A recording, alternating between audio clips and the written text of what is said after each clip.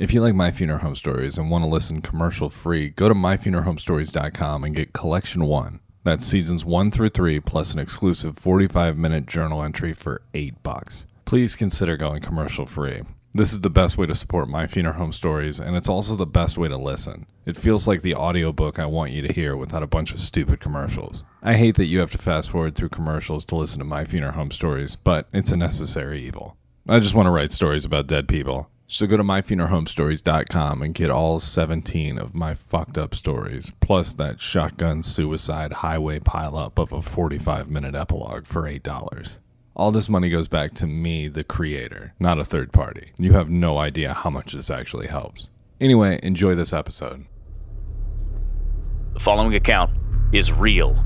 Names have been changed to protect the living and the innocent. This journal contains language and content that may not be suitable for all listeners. It's Labor Day weekend. I'm 13, and on Tuesday during 8th period, I have to give a presentation about the most interesting thing I did this summer. Aside from getting to second base with my girlfriend during the Phantom Menace, nothing really happened. Until this weekend. It's amazing how something so brutal can happen on such a beautiful day. A foreign exchange student has his face crushed and is stabbed so many times he's unrecognizable. He's dumped with his pants off, bleeding all over the pavement in a gutter near one of my favorite burger places. Do you think that's interesting enough for a presentation to my 8th grade English class? I thought so. My name is Grant, and these are my funeral home stories. Chapter 7, 77 Times. It's 8:45 Saturday morning, Labor Day weekend. I'm 13 years old, an 8th grader at Regis Catholic Middle School, and I'm sitting in the basement of my family's funeral home tearing apart perforated prayer cards for the water service at St. Paul's at 10 a.m. Mr. Waters has already been moved to the hearse, and I can hear the rest of the staff hustling upstairs, moving flower arrangements from our chapel, where Mr. Waters' visitation was, to the garage, to be loaded in the hearse and taken to St. Paul's with the body by 9 a.m. It's right down the street. We're only slightly rushed this morning. Mr. Waters ran out of prayer cards last night twice, so I was sent to the basement to print more. This is partially because I'm much faster printing prayer cards than any of the other employees, and partially because it keeps the possibilities of a 13-year-old fucking everything up to a minimum. Prayer cards are a lot easier to fix than a $5,000 smashed urn with a bag of human cremains inside. Trust me, I know. Prayer card preparation isn't difficult, but you might be surprised how easy it is to screw up hitting print and folding easy rip perforated paper. Just ask Ned, our oldest and laziest director. He's the only one of the employees that isn't allowed near the printer after the unfortunate but hilarious Fuchs incident earlier this summer. It was an easy mistake to make. Any of us could have done it.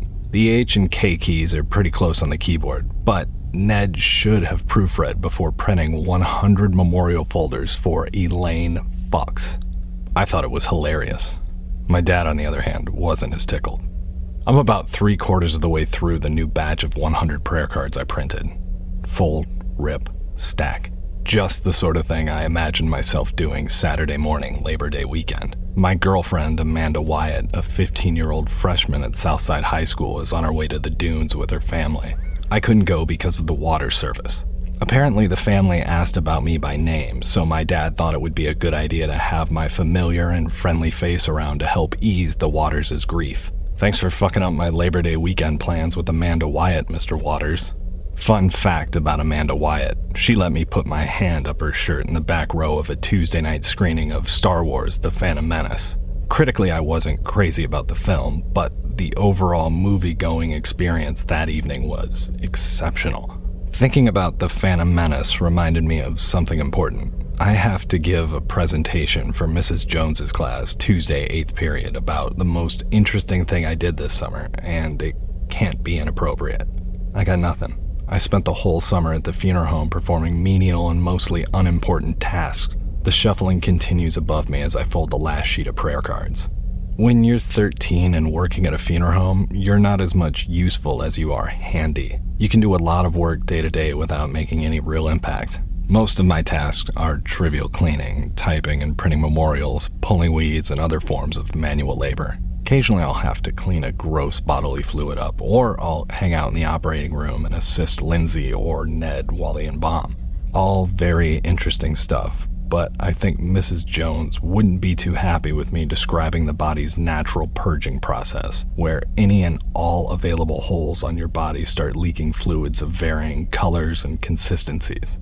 Anyway, you're probably asking yourself why I started working at a funeral home at 13. There are a number of reasons, but I think my parents didn't want me wasting all my time watching horror movies and jerking off in my bedroom all summer. Don't get me wrong, it's been a banner year for both of those things, but I also found time to have a part-time job. It's actually quite rewarding. Basically, I'm a strong kid and my dad likes having me around the office. It's nice to have a cheap hand, plus I think he kinda likes the fact that I've taken an interest in the family business. At 13, I think it's safe to say I'm more interested in $12 an hour than preserving the legacy of my family's funeral home. I mean, I'm committed to excellence and preserving the dignity of the dead and all that, but $12? Come on, sure beats having a paper route. Plus, my dad is finally letting me go on calls. Well, 2 so far. I don't think he thought I was ready for it. He wouldn't let me the first month or so, but when the funeral home was short-staffed in July and we got a death call during a church service, I was quickly promoted from lowly gopher to lowly gopher who can assist on death calls. Quite a promotion. Also, the fact that I'm 13 and built like an adult man probably helps. Having said all that, I haven't done anything interesting enough this summer to give a presentation on except see 2 dead old women in their beds and feel up Amanda Wyatt during Star Wars. Unfortunately, Mrs. Jones and I have a tumultuous relationship. She kicked me out of class 11 times last year for general disruptiveness, so I doubt she would be amused by either of my potential presentation ideas. Mrs. Jones already told us on Friday that our presentations need to be appropriate, and that if I talk about the funeral home, I have to keep it PG. PG means no graphic detail, a la no dead bodies, so PG means boring. I don't want to be... The intercom interrupts my thought. It's Lindsay. She says, "Grant, we're leaving. Meet me out back. We're taking the van." The intercom clicks off. Lindsay and I are on our way to St. Paul's in the van. It's a perfect day. The windows are down. I like riding with Lindsay. She has fun stories, some funeral-related, some not. Lindsay's a slim 27-year-old blonde who's clearly a reformed hippie turned born-again regular person. She's plain, but in a pretty way. Before Lindsay was a funeral director, she followed the band Phish around the country, selling peanut butter sandwiches and loose cigarettes to hippies huffing nitrous. I think it goes without saying that Lindsay and I hit it off. Every ride with Lindsay was a new story. On today's ride to St. Paul's, she was telling me about an 8-hour acid trip she had on a road trip through Colorado. She's in the middle of telling me how her car had broken down while her and her roommate are tripping hard, like floor is lava type shit, and they have no other choice but to hitchhike into town through the mountains. Oh my god, I'm practically salivating. This story's amazing. Her phone rings. Damn it. She answers. Hello? Uh-huh. Alright. Yeah. We've got a stretcher made up. We're on our way. Lindsay hangs up. Well, that was your dad. Looks like we're going on a police call. I look at Lindsay perplexed. A police call? My dad said I could do that? What about the service, I ask. We're fine. Call's right down the street. I think it's a bike accident. Those are always interesting. Lindsay pops a piece of nicotine gum in her mouth. My ears perked up. I need something interesting for Mrs. Jones's class. This might be it. I could probably tell a story about a guy getting hit by a car on a bicycle without Mrs. Jones stopping me for being inappropriate. Yeah, perfect. Just interesting enough, but not too gory for an 8th grade class. A wave of relief washes over me when I imagine myself giving the most riveting speech in class, until Lindsay starts telling me about the first bike accident she worked. Cut the fucker's head clean off, she laughed. Okay, so clearly if I'm going to present anything like this, I have to be a little bit more delicate than Lindsay's being right now. I really can't start the year off with an F and a trip to the principal's office. We turn the corner and now we're on Lake Street heading towards 3rd. All I can see is a sea of police and fire truck lights. There must have been 7 cop cars and 2 fire trucks. Well, 1.5. They have the fire marshal's F-350 out alongside one of the big engines today. They're blocking off the crime scene with their vehicles, Lindsay says under her breath. If it's a bike accident, why do they need a fire truck blocking looky-loos trying to sneak a peek? Seems like it would be a little more cost-effective for the city to bring a sheet to cover the body rather than a $350,000 fire truck. At the moment, Lindsay and I are both trying to figure out what we're in for. The brakes on the van squeak as we slow to a stop about 10 meters from the barricade of cars. In this neighborhood, it's probably a kid on a bike. He might be your age, Grant, Lindsay says, putting the car in park and making sure to make direct eye contact with me. Just try not to freak out and tell me if it's too much, okay? All right, I say, knowing full well Lindsay could sense how nervous I was. I think she's being sweet right now, or she's like legit worried this is gonna fuck my brain up. Probably a kid. I hadn't even thought of that. What if it's somebody I know? My heart starts to speed up as I think about all of my neighborhood friends with bicycles, heads exploding through windshields simultaneously. Then I imagine my own head and body being crushed by a pickup truck after being mowed over on my burnt orange Trek BMX bike. What sound does a human head make when it's crushed by a truck tire? Lindsay and I get out and pull the stretcher out of the back of the van. For a moment, I'm distracted by the smell of grilled cheeseburgers coming from the drive-thru restaurant across the street, hot and fresh. Even though it's just after 9 a.m., I find myself craving a hot and fresh cheeseburger. Would it be weird to ask Lindsay to pop through the drive-thru with a dead body? That seems like it would be professionally frowned upon. I better not ask. Plus, I remember seeing hot and fresh on our school's lunch menu this week. We only have delivery. It's weird and expensive, but I think I can wait a couple days for a burger. Lindsay and I walk toward two friendly police officers leaning against one of the barrier cars with its lights on. It's an older Crown Vic. Fresh paint job, though. Must have been wrecked and recycled. We were interrupting what sounded like the officers discussing Labor Day weekend plans. I can't be sure, though. I just heard words like hot dog and lake and made an assumption. "You two with the funeral home?" one of the officers asked. Lindsay says, "Yeah." The officer points to me and says, "Jesus Christ, what is he, 15? Lindsay smiles and responds, 13. He's the owner's son. He's getting broke into the business." "Well, he's in for a doozy," the officer chuckles. "What am I in for? A doozy? You know what? My dad sent me here. He knows what it is. He wouldn't send me if he didn't think I could handle it. And as nervous as I am, a part of me is overflowing with excitement. I pulled weeds and cleaned light fixtures all summer hoping something like this would happen. It might be a little tacky to say out loud, but I'm ready to see something I can't see on TV. Lindsay says to the officers, "We're not really sure what's going on here. We just got a call to come out." I smile and nod at Lindsay with confidence, letting her know that I'm not going to let her down, however awful this bike accident is. The officer starts describing the crime scene. "Well, we've got a 22-year-old dead foreign exchange student." Oh, thank God, it's not one of my friends. Or a kid. Jesus, I'd never be able to ride a bike again. The officer breaks my train of thought with a sentence I wasn't planning on hearing that day, or any other day for that matter. "We think our victim has been stabbed about 90 times all over his body. No wounds on his back, though. The left side of his face is completely caved in, and to top it off, his pants were pulled down and his genitals were mutilated." Holy shit, I thought this was a bike accident.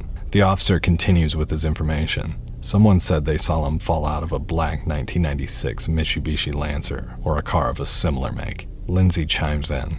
"So they stabbed him and bludgeoned him in the car and then pushed him out?" "It appears so." The officer walks between two of the barrier police cars and waves us forward to follow him with the stretcher.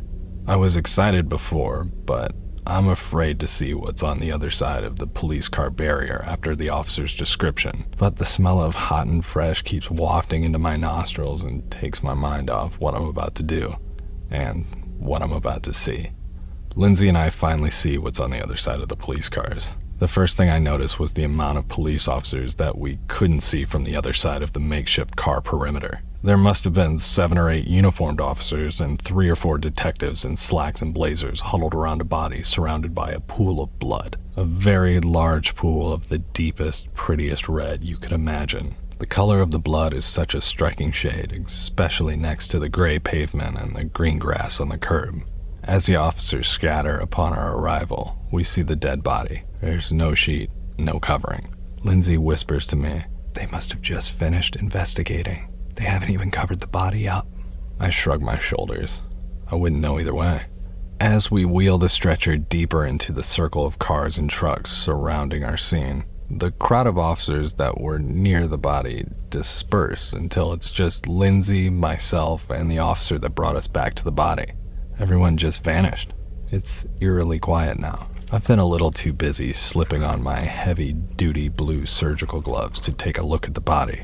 Well, that's not entirely true. I haven't taken a look at the body because I'm terrified of what I was about to see.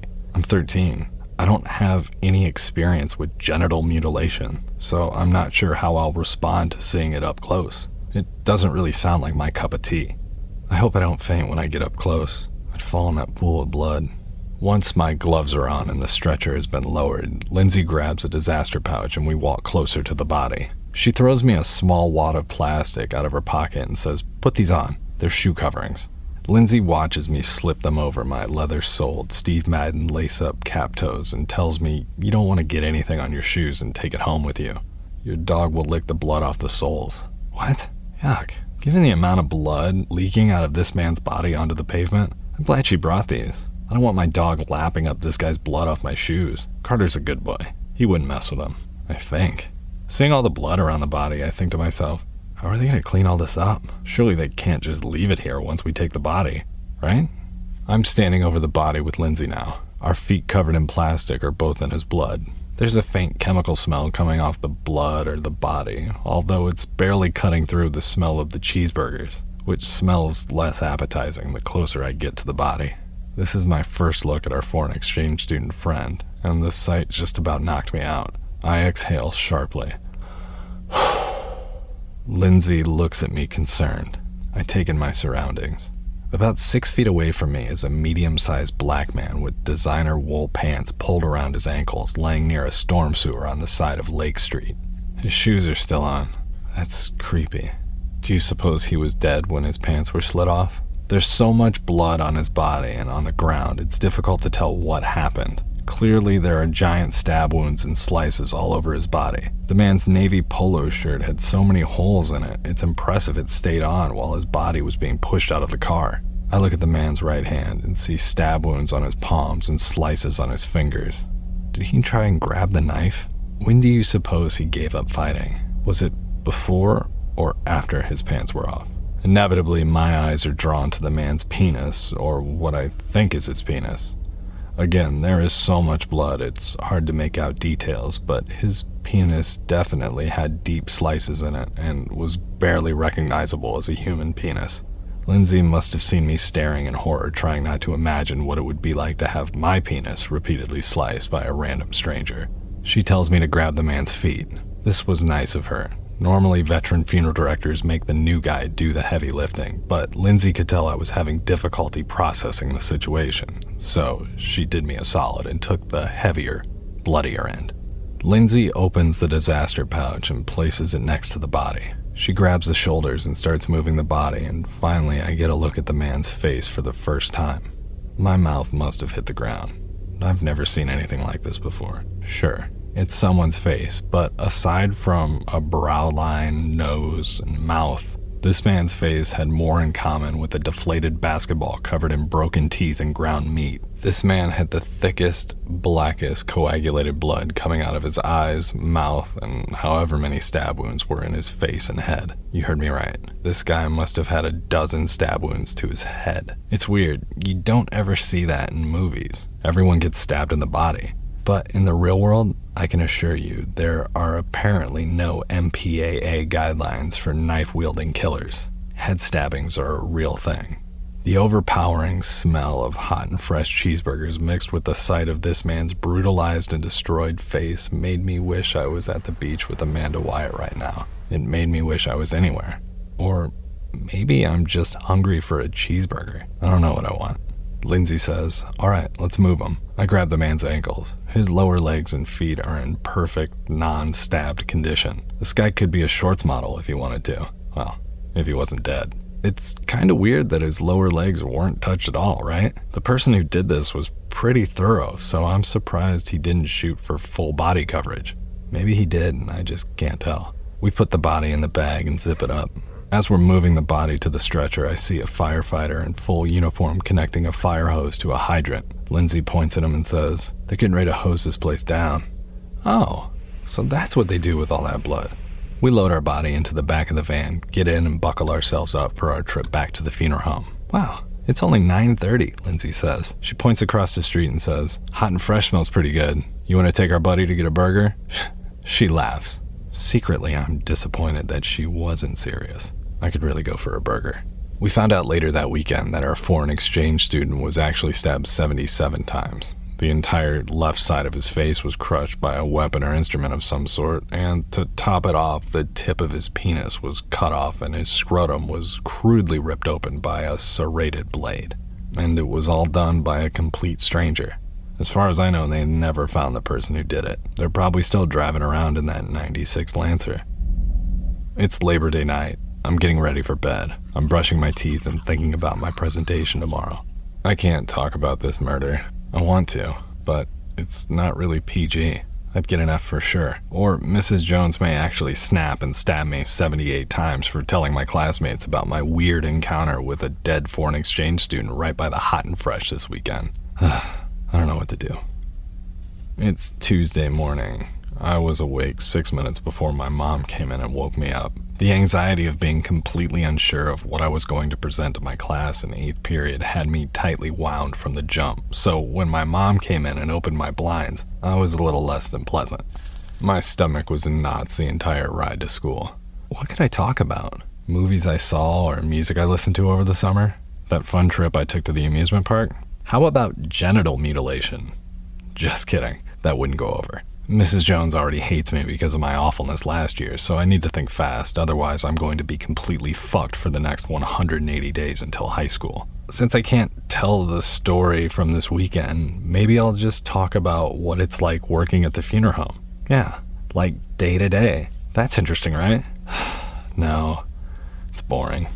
I walked into the cafeteria just after 6th period feeling completely sick walking up to the lunch line. I was usually pretty excited for lunch because, like I mentioned before, we always get carryout. Since we're a small Catholic middle school, there isn't really enough funding for anything, not to mention whatever money it would take to properly staff and maintain a cafeteria kitchen. So essentially, we get fast food every day. As I get closer to the front of the line where the parent volunteer is handing out lunch, I get a waft of whatever it is they're passing out.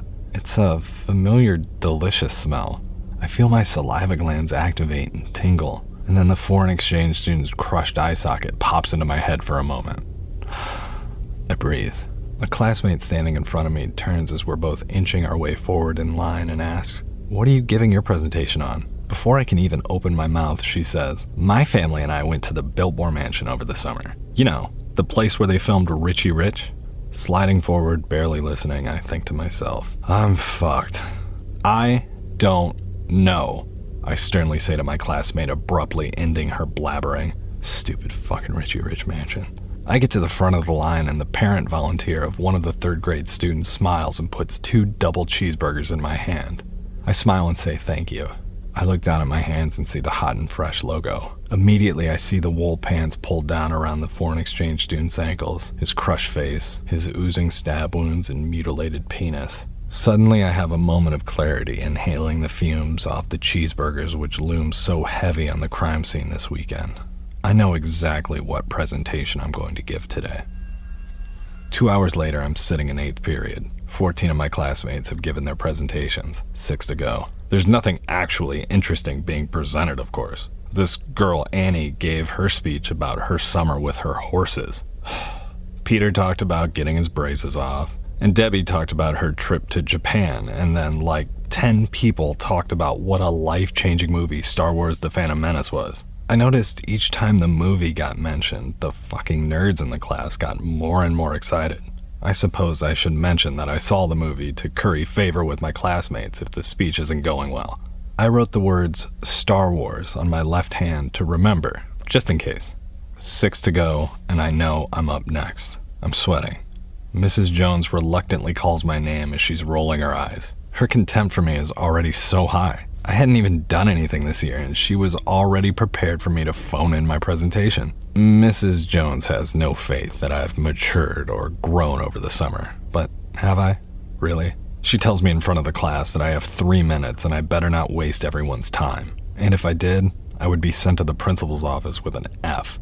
I roll my eyes to the chalkboard before I turn around and face the class at the antique wooden podium bearing the Regis School crest on the front. I place my hands on the podium and take 2 deep breaths and think about the deep slices in the exchange student's penis. I make eye contact with Mrs. Jones, smile, and say, "I'm ready to begin." For the next 2 minutes, I dazzled the class and Mrs. Jones talking about what I had learned from my summer at the funeral home. No one else in class had a job or a presentation that was even remotely this interesting. Now, the last minute of my presentation is where things went a little sideways. I could tell some of my classmates were losing interest in the daily operations of a funeral home, so with about 45 seconds left, I told my class the most interesting thing I did this summer.